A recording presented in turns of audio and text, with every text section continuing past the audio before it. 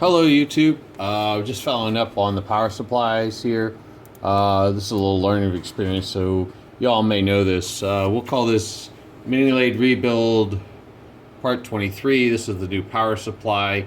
Reading online, finding a little bit more information, just going to share it with you. A lot of the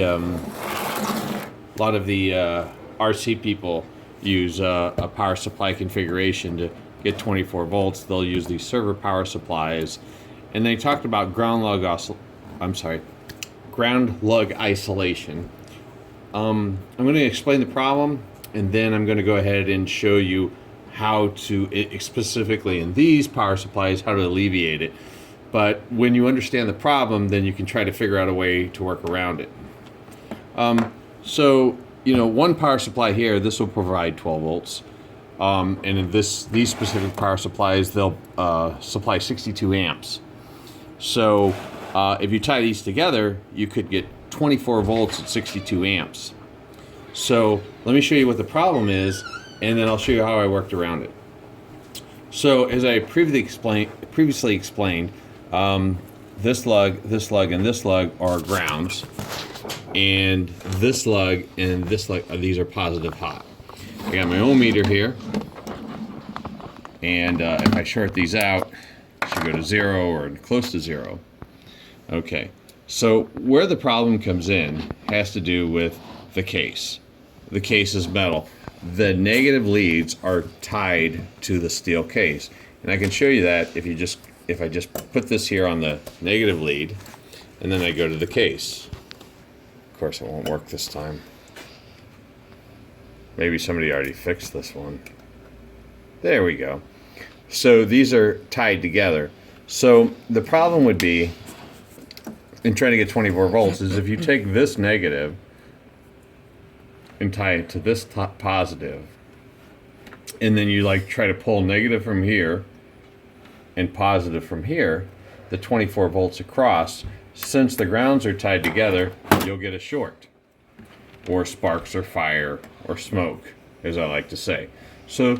So you'll see in the RC modders, you'll see them talking about the ground isolation.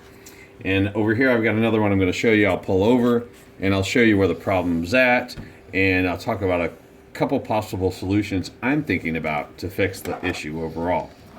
So I'll set these to the side and I'll pull over this one here. This is a unit disassembled. These are the lights on the back.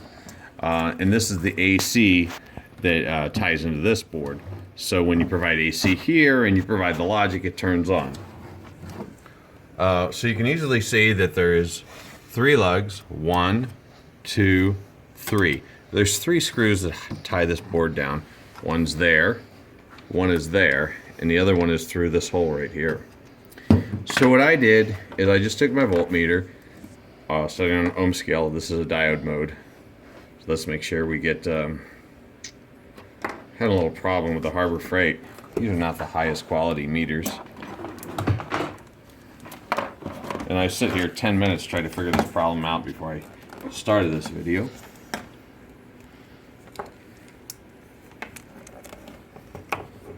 Okay, there we go. So now it's working.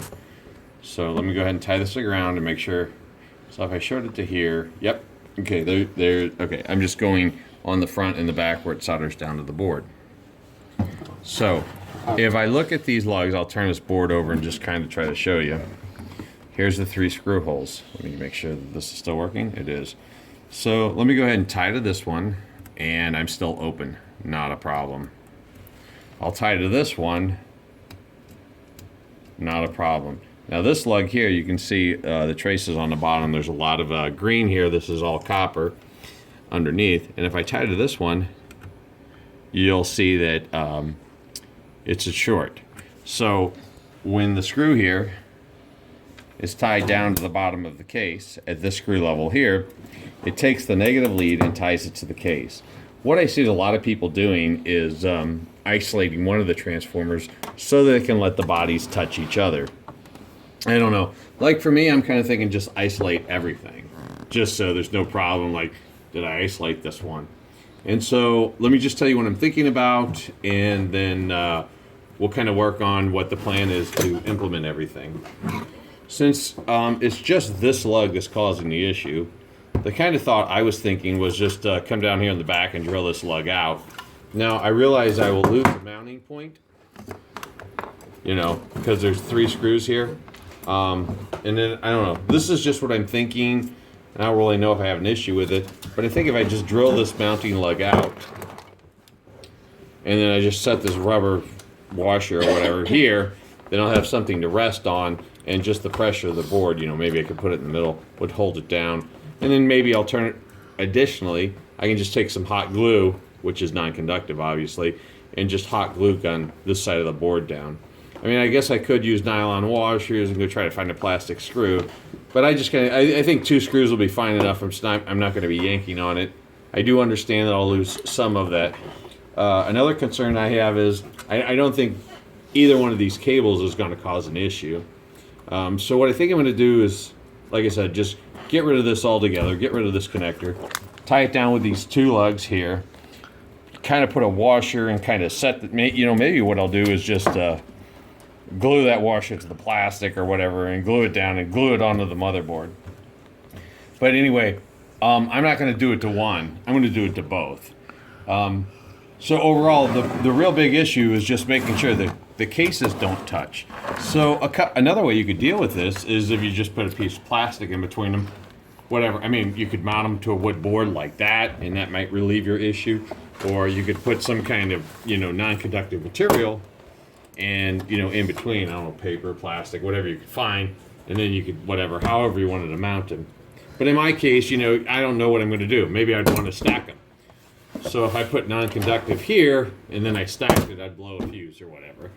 I think the best route around this is to just go ahead and every single one of these, just go ahead and isolate every single one. I don't think it's going to cause an issue. Yes, you should fuse this so you don't draw too many amps, or if it's a short circuit, you'll blow this fuse.